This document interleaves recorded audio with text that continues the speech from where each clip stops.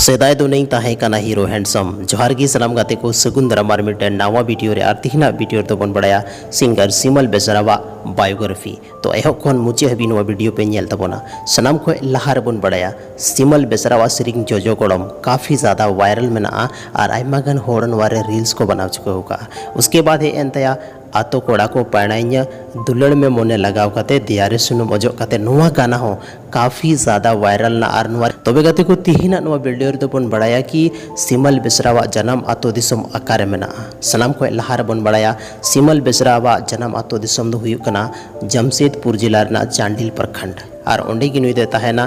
और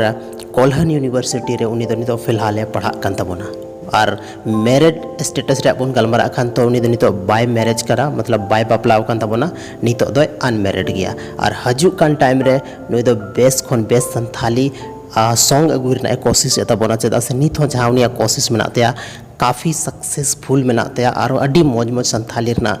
सेरिंग तैयार चुका होगा आयमा गन ब्लॉग वीडियो करे पे नेल कादे उनी दो कभी स्टूडियो चलाव कते ओंडे कंपोजिंग घड़ी हो उदू का बना कि ओंडे अकाल का गाना तैयार करना और चेल का उनी सेरिंग तबोना तबे गाते को तिहिना नवा वीडियो रे बन बड़ाय किदा सिमल बेसरावा शॉर्ट बायोग्राफी और नित हबीते कोई इंटरव्यू या उनका